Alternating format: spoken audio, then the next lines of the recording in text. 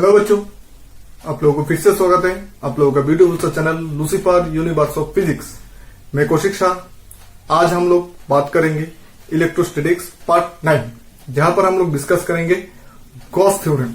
What is the Gauss theorem, Gauss theorem का application क्या है, इससे हम क्या कर सकते हैं, गॉस ने ये थ्योरम क्यों मैन्युफैक्चर किया था, तो वो वगैरह वगैरह हम सब लोग आज देखेंगे।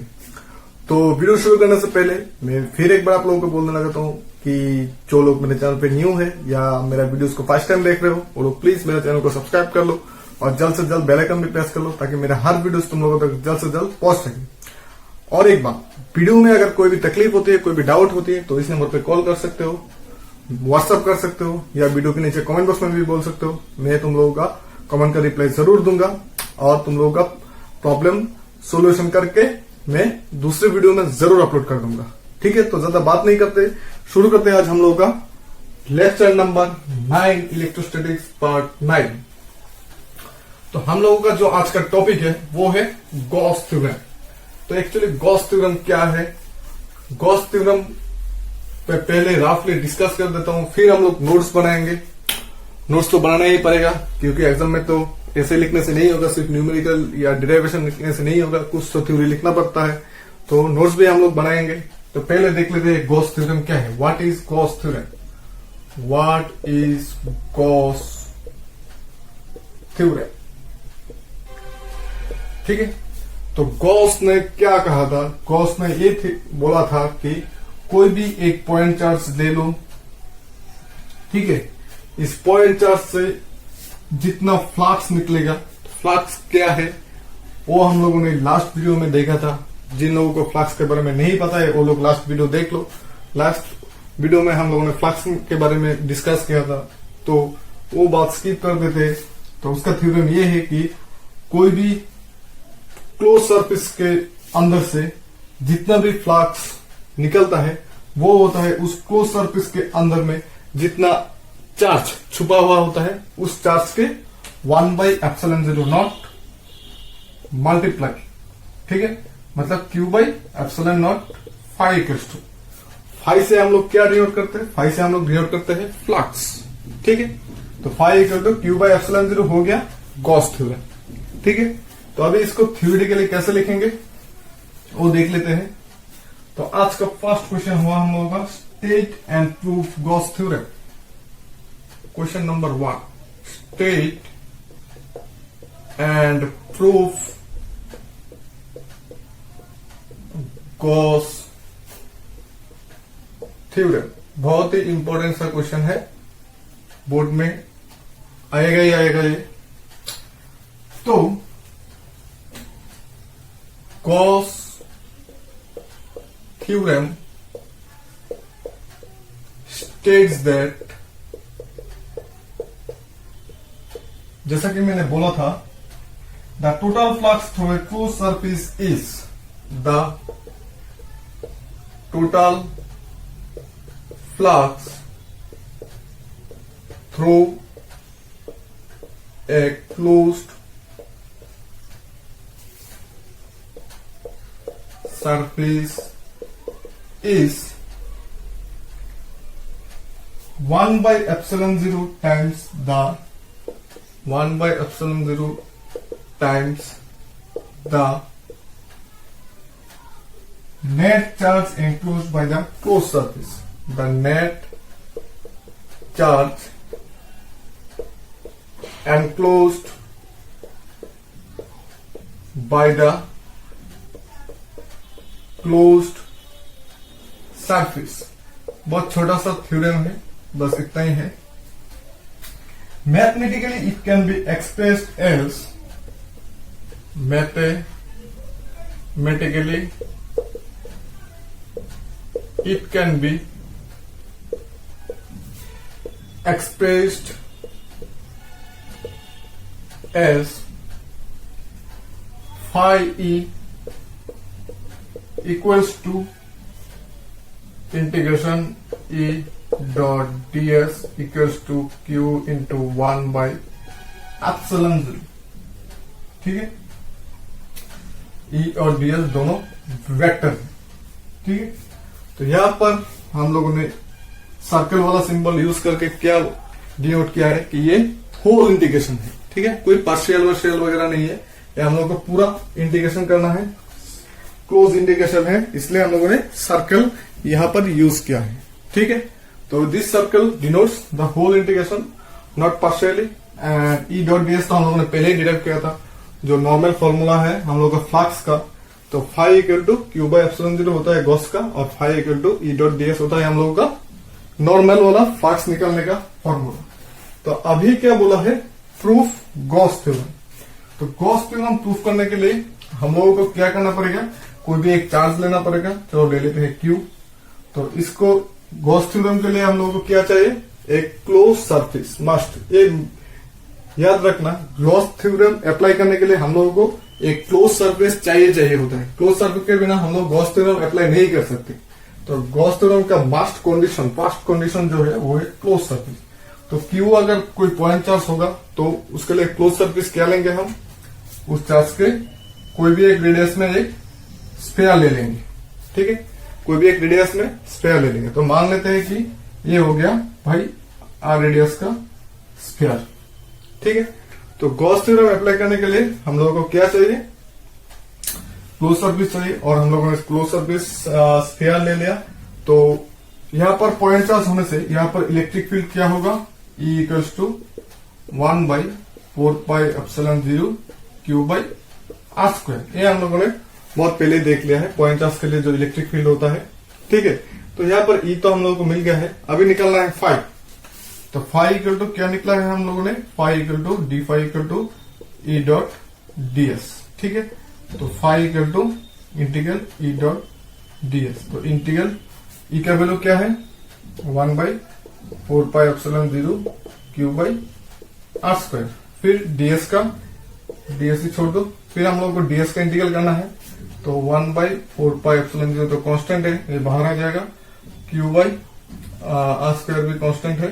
तो डीएस को इंटीग्रल करेंगे हम लोग, तो डीएस को इंटीग्रल करने से आएगा एस, मतलब टोटल सरफेस एरिया, और टोटल सरफेस एरिया कितना है 4π आर स्क्वायर। तो 4π कैंसिल हो गया, आर स्क्वायर कैंसिल होगा, तो रहेगा ऐसे क्यू बाई एप्सिलॉन जीरो।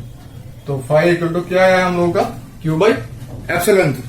तो हम लोगों ने डिराइव कर दिया है कि phi equal to Q by epsilon zero, मतलब हम लोग का गॉस थ्योरम जो है वो डिराइव हो गया है। ठीक है, समझ में आई बात।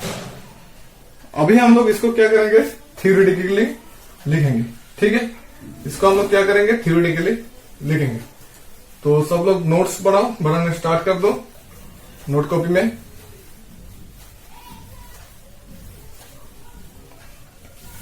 चलो ठीक है, for the sake of simplicity we prove Gauss theorem for an isolated positive point charge Q. For the sake of simplicity, for the sake of simplicity, we prove Gauss theorem for an, we prove Gauss theorem, for the sake of simplicity, we prove Gauss theorem for an isolated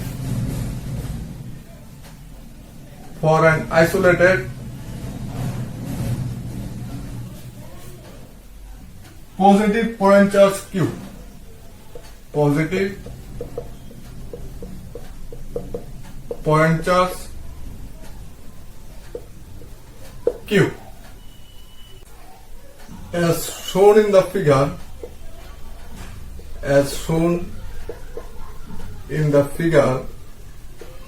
जैसे कि मैंने figure पे दिखाया है, suppose the surface S is A sphere of radius R. Suppose the surface S is a sphere of radius R. Sphere of radius R. ठीक है, centred on Q, जिसके centre पे रखा हुआ है Q charge.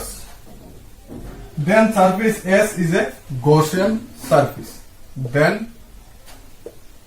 surface S is a Gaussian surface। ठीक है, इतना तो लिख ही सकते हो तुम लोग। Then electric field at any point on S is, then electric field at any point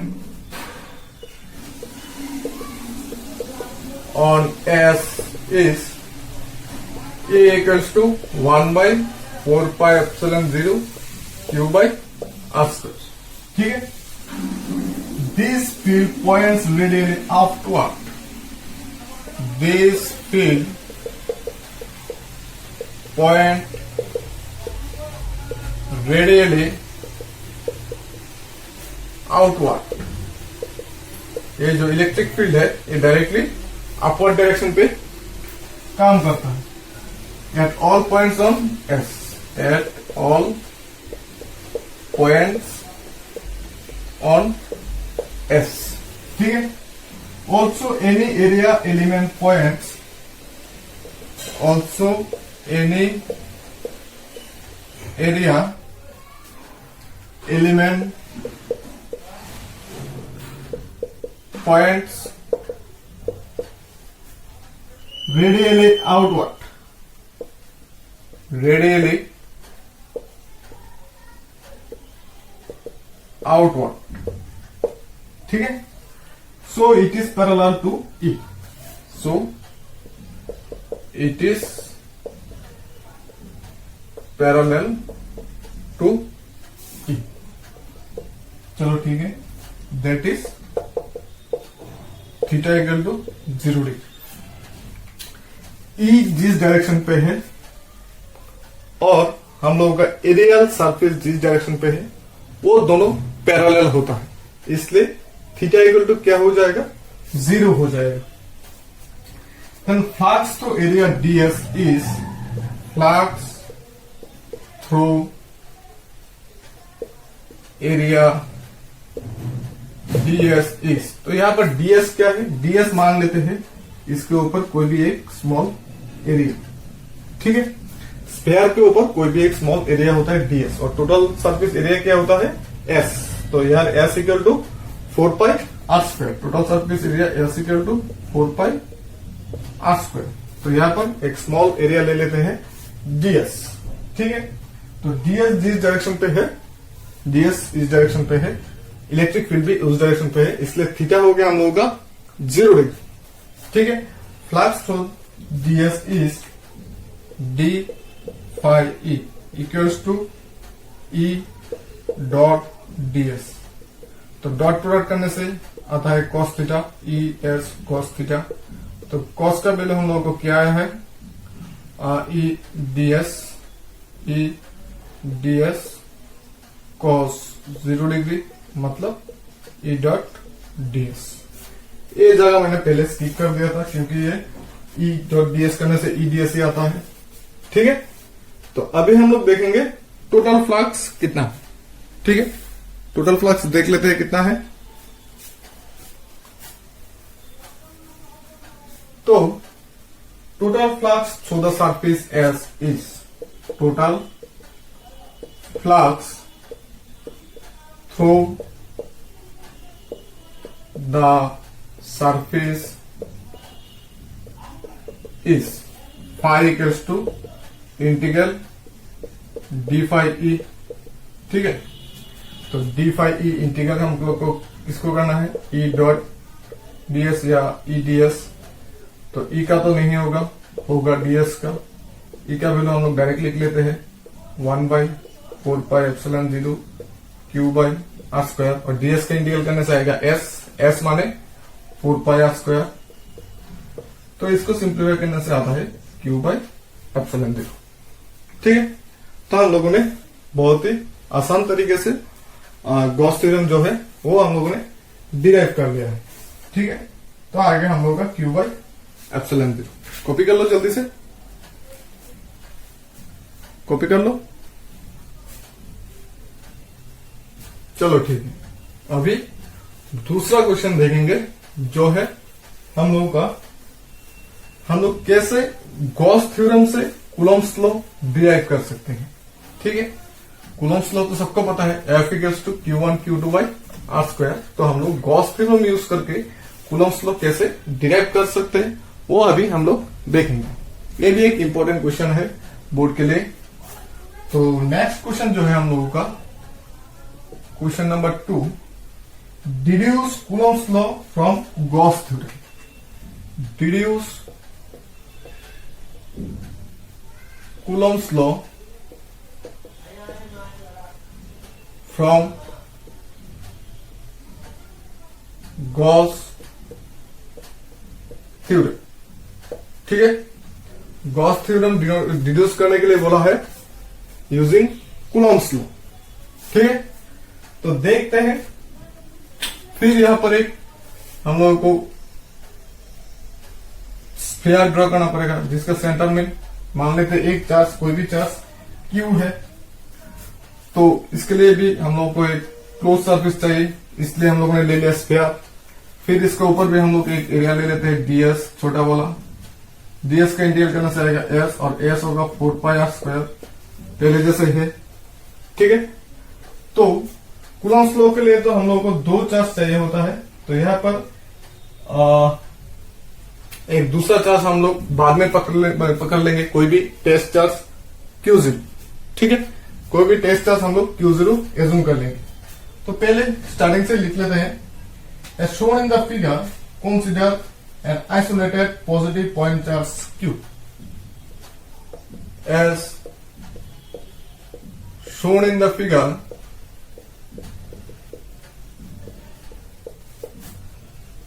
consider a isolated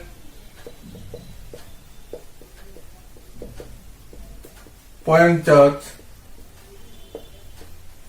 Q.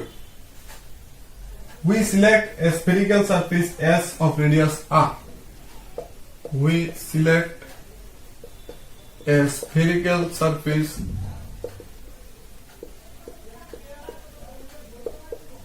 of radius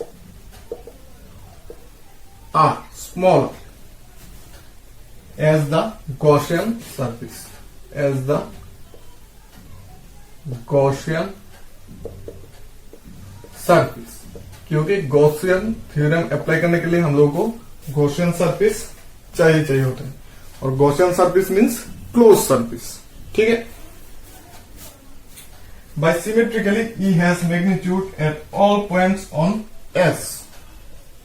By symmetrically E has same magnitude, E has same magnitude at all points on S. ठीक है, also E and ds at any point S is directly radially outward. Also E and ds, E vector and ds vector at any point on S, at any point on S are directly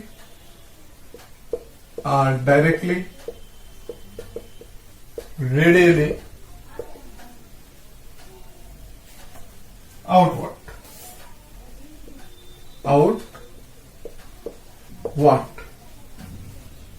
Hence flux through the area ds is, hence flux through the area ds is, flux क्या होगा, d phi e equals to E dot ds। ये तो हम लोगों का general formula है। तो dot product करने से आएगा E ds cos थीटा। तो थीटा का वैल्यू तो हम लोगों ने देखा है 0 डिग्री होता है, तो आ जाएगा E ds cos 0 डिग्री। तो फिर से आ जाएगा E ds। ठीक है, total flux for the closed surface S is total flux through the closed surface is phi equals to integral d phi equals to integral E ds। तो E तो integral नहीं होगा, ds का होगा, तो ds का इंटीग्रल होने से आएगा s means 4 pi r square. हम लोगों ने क्या देखा है कि टोटल फ्लक्स जो है वो है E dot 4 pi r square. ठीक है, तो ये वाला पार्ट मिटा देते हैं, नहीं तो ये वाला पार्ट मिटा देते हैं। ठीक है, तो the force on the point charge, the force on the point charge Q0 if placed at the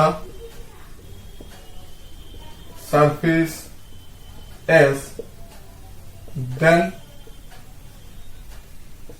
F equals to Q0 E। ठीक है, तो S सर्फेस पे तो हम लोगों को E जो है इलेक्ट्रिक फील्ड कितना है वो मिल गया है। तो कोई भी इलेक्ट्रिक फील्ड पे अगर Q चार्ज को ऐसे छोड़ दिया जाता है तो वो जो फोर्स एक्सपीरियंस होता है, मतलब उसके अंदर जो फोर्स, उसके ऊपर जो फोर्स अप्लाई होता है उसका वैल्यू है F equal to Q0 E। तो हम लोगों ने क्या देखा है कि Q0 E तो हम लोगों ने अभी E निकालना बाकी है। ठीक है, तो E कहां से आएगा? E आ जाएगा हम लोगों का यहां से। ठीक है, ये मिटाना ही पड़ेगा, देख लेते हैं E कैसे आता है। चलो देखो, तो हम लोगों को क्या पता है, by Gauss theorem we can write phi equals to Q by epsilon 0। ठीक है, तो हम लोगों को क्या आया है, phi equal to E dot 4 pi R square, और अभी हम लोगों ने क्या देखा है, phi equal to Q by epsilon 0। तो इन दोनों को हम लोग क्या करेंगे, इक्वल कर देंगे, तो ई का वैल्यू आ जाएगा क्योंकि दोनों तो फाई है। From equation 1 and 2 we can write q by epsilon 0 equals to E dot 4 pi r square, then E equals to 1 by 4 pi epsilon 0 q by r square। अभी तो हमको E का वैल्यू मिल गया है, अभी यहां पर बैठा देते हैं, तो F equals to Q0 E मतलब 1 by 4 pi epsilon 0 Q by R square. तो इसको सिंप्लीफाई करके हम लोग क्या लिख सकते हैं, 1 by 4 pi epsilon 0 Q dot Q0 by R square. ये हो गया भाई हम लोगों का फोर्स वाला फॉर्मूला, जो हम लोगों ने डिराइव किया है गॉस थ्योरम अप्लाई करके। देखो 1 by 4 pi epsilon 0 Q1 Q2 by R square, ये था हम लोगों का Coulomb's law. This proof that the Coulomb's law, this prove the Coulomb's law।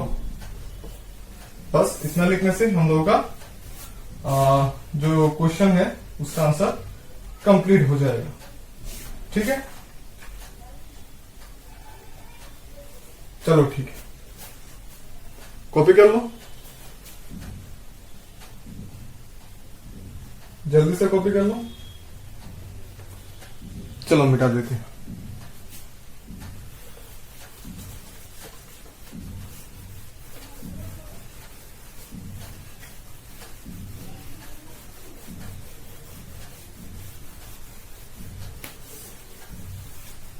तो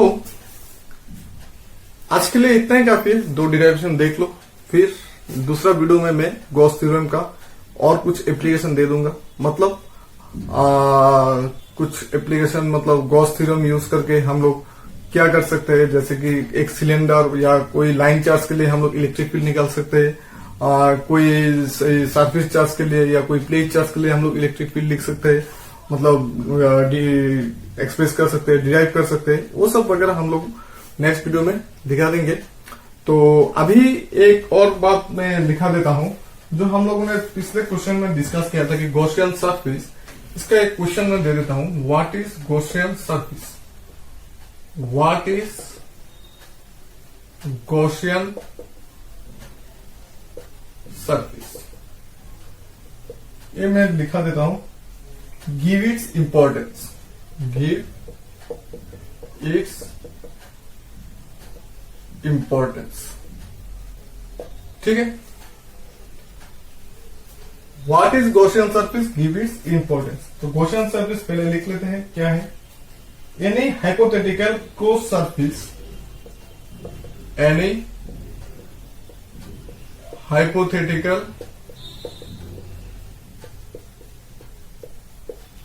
closed surface, any hypothetical closed surface enclosing a charge is closed, enclosing a charge is called Gaussian surface. ये सिर्फ एक short question है, ठीक है। Any hypothetical close surface enclosing A charge is called Gaussian surface. कोई भी एक charge को जो सराउंडेड होगा, कोई भी सरफेस, इसको आसपास ले लो, कोई भी सरफेस क्लोज सरफेस, वो हो जाएगा हम लोगों का गॉसियन सरफेस। इसका इंपॉर्टेंस क्या है, importance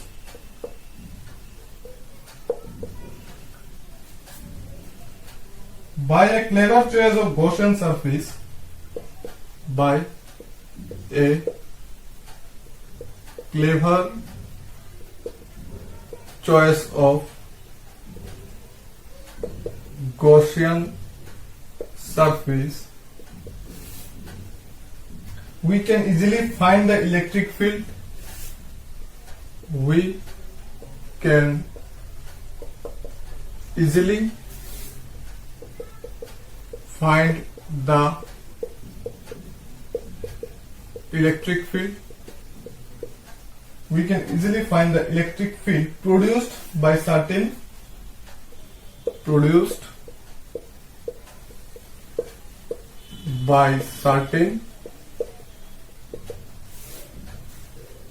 symmetric charge configurations, symmetric charge configuration,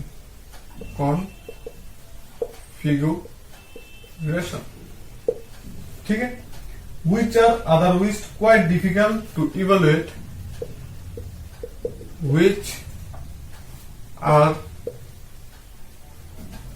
otherwise, मतलब गॉसियन सरफेस नहीं होने से, otherwise quite difficult to evaluate, to quite difficult to evaluate, quite difficult to evaluate by the direct application of Coulomb's law, by the direct application of Coulomb's law, ठीक है।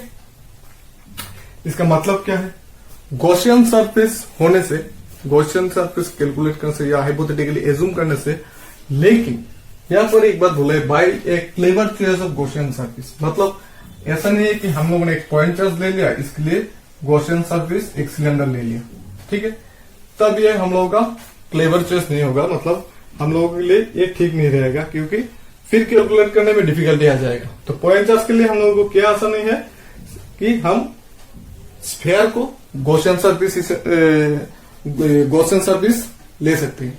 और line charge के लिए मतलब मान लो कोई भी एक इंफिनिटी लॉन्ग वायर में चार्ज दिया हुआ है, positive positive positive positive positive, तो इसके लिए हम लोगों को क्या लेना पड़ेगा, तब जाके हम लोगों को लेना पड़ेगा गॉसियन सर्विस सिलेंडर।